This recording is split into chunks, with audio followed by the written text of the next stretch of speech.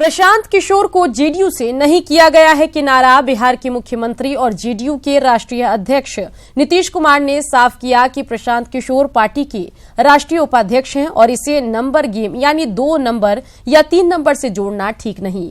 अभी उन्होंने सियासत में कदम रखा है, इसलिए उनको सीखने की जरूरत है ताकि वो परफेक्ट बन जाएं। नेटवर्क 18 के editor in chief Rahul Joshi ने इंटरव्यू लिया है। प्रशांत किशोर जी को बड़ी धूमधाम से पार्टी में लेकर आए, करीब करीब नंबर 2 का दर्जा भी दिया। लोगों ने ये तक बात की कि प्रशांत किशोर जी आपके सक्सेसर होंगे, मगर इधर देखा जा रहा है कि उनको कुछ साइडलाइन से कर दिया गया है। कैंपेन का वो चार्ज नहीं ले रहे हैं। ना कोई साइडलाइन नहीं है, तो वो अभी भी में है और पार्टी के जो प्रचारक हैं उसमें भी उनका नाम है शुरू से ही। तो नंबर 2 हैं आपके? देखिए भाई, नंबर 2 वाइस प्रेसिडेंट है। किसी चीज को नंबर 2 नंबर 3 कहना तो एक एनालिसिस है, लेकिन प्रशांत किशोर की इज्जत है, हमारे पार्टी में भी इज्जत का भाव है, ऐसा कुछ नहीं है। लेकिन उनके मन में अगर कोई भ्रम हो तो एक अलग विषय। आपको लगता है? लेकिन नहीं, आप चूंकि देखिए प्रशांत जी के साथ सबसे बड़ी बात, हमसे तो बहुत अच्छा संबंध है और मुझको पूरा विश्वास है और भरोसा है। उस आदमी को भी मेरे प्रति बहुत एक स्नेह का भाव है, इसमें कोई शक नहीं। लेकिन कभी कभी राजनीति में कई तरह की बातें होती हैं। मृत्युंजय तिवारी ने कहा है कि प्रशांत किशोर खुद कहते हैं कि वो सीएम और पीएम बनाते हैं। ऐसे में नीतीश बताएं कि उन्हें प्रशांत किशोर ने ही सीएम बनाया है। मृत्युंजय तिवारी ने यह भी कहा कि बीजेपी और जेडीयू में अंदर की लड़ाई चल रही है और ये लड़ाई सांप नेवले जैसी है। प्रशांत किशोर जी ने स्पष्ट कहा कि हम मुख्यमंत्री और प्रधानमंत्री बनाते हैं। तो प्रशांत किशोर जी के बल पर नीतीश कुमार जी मुख्यमंत्री हैं, ये तो नीतीश कुमार जी बताएंगे। अब प्रशांत किशोर जी पर उन्हीं के पार्टी के बड़े लीडर हैं श्री आरसीपी सिंह जी, वो बराबर प्रशांत किशोर जी को के ऊपर हमला करते रहते हैं। तेज प्रताप यादव के खिलाफ एक बार फिर से उनकी ही पार्टी के विधायक भाई वीरेंद्र ने सीधा हमला बोला। तेज प्रताप के द्वारा लालू राबड़ी मोर्चा के गठन के सवाल पर उन्होंने कहा कि लालू यादव हम लोगों के सबसे बड़े नेता हैं और उसके बाद तेजस्वी। उन्होंने कहा कि कोई कुछ भी करे, इससे हम लोगों को कोई लेना देना नहीं है। जहां तक बात रही मोर्चा बनाने की, तो लोकतंत्र में सबको अधिकार है कुछ भी करने का, मोर्चा बनाने दीजिए, सबको उनकी हैसियत का पता चल जाएगा। वहीं जेडीयू ने तेज प्रताप के बयान पर हमला किया है। जेडीयू नेता संजय सिंह ने लालू परिवार पर सीधा हमला बोलते हुए कहा कि पेड़ रोपे हैं बबूल का, तो आम कहां से मिलेगा। आदरणीय लालू प्रसाद यादव को नेता मानता है लोग, और हम सारे विधायक मिलकर आदरणीय तेजस्वी प्रसाद यादव को नेता बनाया है। ऐसे कोई भी आदमी को अधिकार है, लोकतंत्र है अपनी पार्टी बनाने का, लेकिन मोर्चा बनाने का, अगर मोर्चा बनाते हैं तो पता चल जाएगा हैसियत किसको कितनी हैसियत है। क्योंकि आज कोई भी खड़ा है वो आदरणीय लालू प्रसाद यादव जी के नाम पर खड़ा है, न कि अपना कोई हैसियत है। रोपे पेड़ बबूर का आम कहाँ से आवे। तो ये लोग जिंदगी भर पूरे समाज को बांटने का काम किया। अगड़ा, पिछड़ा, दलित, मुस्लिम, ये दंगा, ये सब बांट कर दंगा कराने का काम करते थे लालू यादव जी, राबड़ी जी के राज में 15 साल। तब घर में महाभारत छिड़ चुका है। मैंने पहले भी कहा था कि तेजस्वी यादव जी संविधान बचाने के लिए नहीं निकलिए, देश बचाने के लिए नहीं निकलिए, पहले अपने परिवार को बचाने का काम करिए। कटिहार में महागठबंधन के उम्मीदवार तारिक अनवर के समर्थन में आयोजित चुनावी सभा को संबोधित करने आरजेडी नेता तेजस्वी यादव भी पहुंचे। उनके साथ राज्यसभा सांसद मनोज झा भी मौजूद रहे। दोनों नेताओं ने आरक्षण के मुद्दे पर बीजेपी पर हमला बोला। वापस इसकी जगह पे भेजिए, नहीं तो इसको दलित बहुजन प्रगतिशील लोग बिल्कुल पसंद नहीं है। 18 अप्रैल को आपका वोट तारिक अनवर साहब के लिए नहीं है, आपका वोट संविधान बचाने के लिए है। नागपुरिया कानून जो है वो आरएसएस का एजेंडा है। जो इनके बाबा गोवलकर हैं, उन्होंने एक किताब लिखा है bunch of thoughts. Bunch of thoughts का मतलब है सोच का एक गुच्छा। इधर तेज प्रताप यादव को तेजस्वी यादव ने नसीहत दी और कहा कि ये चुनाव देश बचाने के लिए हो रहा है, लालू यादव को बचाने के लिए हो रहा है। परिवार के अंदरूनी मामले पर सवाल जवाब करने के लिए ये चुनाव नहीं है। सीट से वो चुनाव लड़ेंगे निर्दलीय? देखिए, हम इतना कह सकते हैं कि ये जो चुनाव जो होने जा रहा है, देश को बचाने का चुनाव है, लोकतंत्र को बचाने का चुनाव है, ये लालू जी को न्याय दिलाने का चुनाव है। ये कोई परिवार को अंदरूनी क्या बात हो रही नहीं बारी उसके लिए चुनाव नहीं है। ये चुनाव जो है देश का चुनाव है। हम लोगों को देश के बारे में सोचना चाहिए। तेज प्रताप खेमे से अंगेश कुमार सिंह शिवहर से लोकसभा चुनाव में ताल ठोकेंगे, इसकी तैयारी भी उन्होंने शुरू कर दी है। इसका ऐलान विधिवत तौर पर तेज प्रताप यादव ने कर दिया। इधर अंगेश कहते हैं कि तेज प्रताप यादव का जो आदेश होगा उसका वो अनुपालन करेंगे। देखिए, तेज प्रताप जी को मालूम है शिवहर सीट कैसे कौन जीत सकता है, कैसे जीता जा सकता है। इस पर उन्होंने एक रोड मैप उन्होंने तैयार किया हुआ है और उस लाइन पर चाहते हैं कि चुनाव शिवहर से लड़ा जाए। और तेज प्रताप जी का आदेश है किस तरीके से चुनाव लड़ना है, चुनाव के मैदान में आना है। इसी की वजह से तेज प्रताप जी पूरी तैयारी करने के बाद हम लोगों को आदेश दिए। अभी तक कोई इस तरह का आश्वासन मिला है कि आपको टिकट मिल सकता है? ऐसी कोई नहीं, हमारी जानकारी में तो नहीं। अब ये तय है कि आप चुनाव लड़ेंगे? चुनाव लड़ेंगे।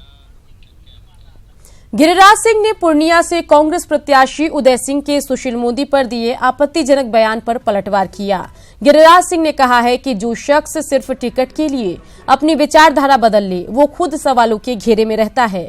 गिरिराज सिंह ने यह भी कहा कि सुशील मोदी और नीतीश कुमार ने मिलकर पंचायत से लेकर प्रदेश तक गठबंधन बनाए रखा, जो दोनों की कुशलता का प्रमाण है।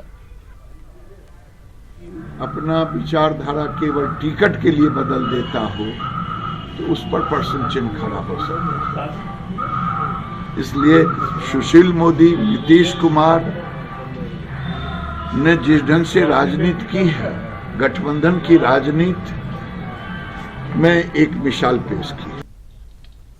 खबर सहरसा से है, जहां शरद यादव अपने नामांकन में शामिल होने के लिए लोगों को न्योता देने पहुंचे। दरअसल शरद यादव कल अपना नामांकन मधेपुरा लोकसभा क्षेत्र से करेंगे। इस दौरान लोगों को नामांकन में भारी तादाद में मधेपुरा पहुंचने का न्योता देने शरद यादव सहरसा के बनमा इटहरी पहुंचे। मधेपुरा लोकसभा से महागठबंधन के प्रत्याशी शरद यादव ने महागठबंधन में चल रहे खींचतान पर कहा कि 38 सीटों पर घोषणा हो चुकी है और बाकी 2 सीटों पर भी फैसला हो जाएगा। उन्होंने कहा कि महागठबंधन एकजुट है। आज की बात है ये, क्या वो भी तय हो जाएगा, लेकिन गठबंधन पूरा इकट्ठा होकर के लड़ेगा। और कहीं जो छेद वेद देख रहे हैं आप, तो व्यापकता भी देखना चाहिए ना। 2 बच्चे हैं, 38 तो हो गए ना, 38 ज्यादा 2 ज्यादा, 38 टिकट हो गए हैं, 2 बचे हैं। कुछ होगी आपस में, कई तरह की दिक्कत होती है। आपके मोहल्ले में आम राय बनाने में दिक्कत हो जाती है। बक्सर लोकसभा सीट से 2 दिग्गज चुनावी मैदान में हैं। बीजेपी ने फिर अश्विनी चौबे को उतारा है, तो आरजेडी के उम्मीदवार हैं पूर्व मंत्री जगदानंद सिंह। मुकाबला सीधा माना जा रहा है। पिछले चुनाव में अश्विनी चौबे ने जगदानंद सिंह को हराया था, लेकिन इस बार दोनों फिर अपनी जीत के दावे कर रहे हैं। भारतीय जनता पार्टी खत्म होने वाली है। कीचड़ में अन्न उपजाने वाले लोग कमल उपजा के जिंदा नहीं रह सकते। भारत की जनता का और भारत के चोर चौकीदार के खिलाफ लड़ाई है। परिवारवाद, वंशवाद, जातिवाद बनाम राष्ट्रवाद, राष्ट्रभक्ति के साथ। बांका लोकसभा क्षेत्र से मुकाबला त्रिकोणीय दिख रहा है। एनडीए और महागठबंधन के साथ ही निर्दलीय पुतुल देवी को भी जन समर्थन मिल रहा है।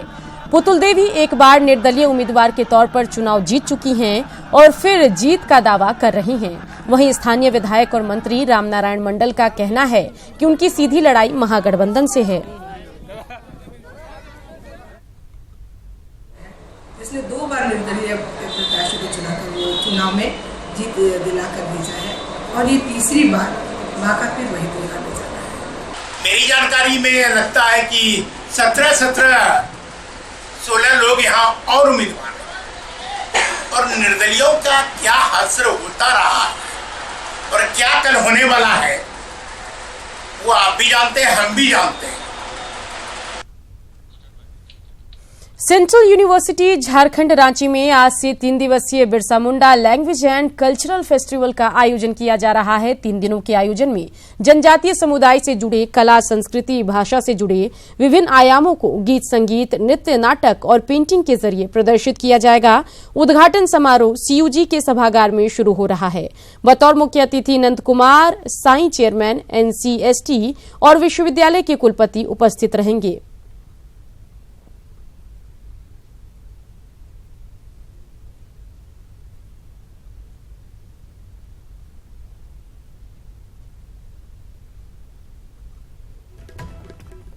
दिन का Birsa Munda language cultural festival का आयोजन हुआ है सेंट्रल यूनिवर्सिटी ऑफ झारखंड।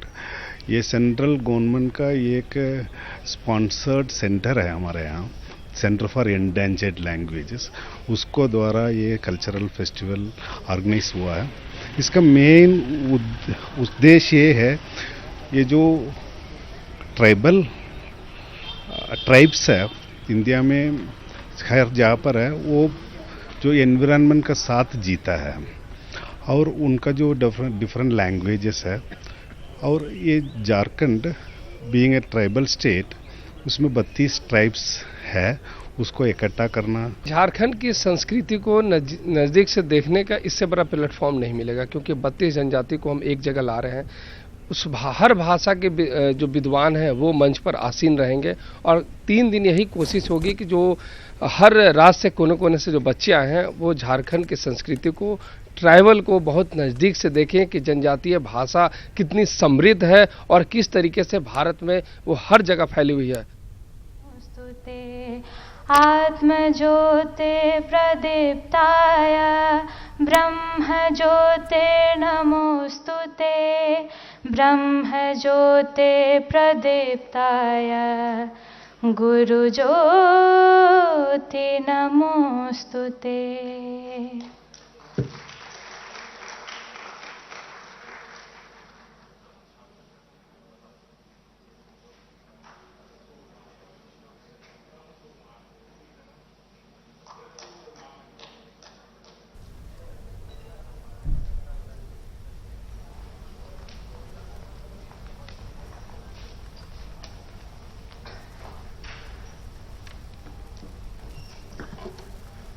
धन्यवाद शिल्पी, धन्यवाद सभी हमारे आज के अतिथि।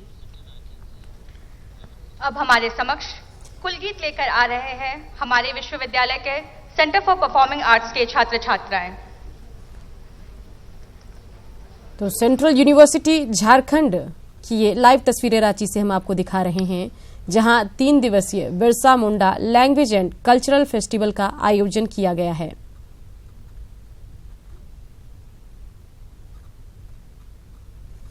बता दें कि 3 दिनों के आयोजन में जनजातीय समुदाय से जुड़े कला, संस्कृति, भाषा से जुड़े विभिन्न आयामों को गीत, संगीत, नृत्य, नाटक और पेंटिंग के जरिए प्रदर्शित किया जाएगा। मुख्य अतिथि के तौर पर नंद कुमार साई, चेयरमैन NCST और विश्वविद्यालय के कुलपति उपस्थित हैं।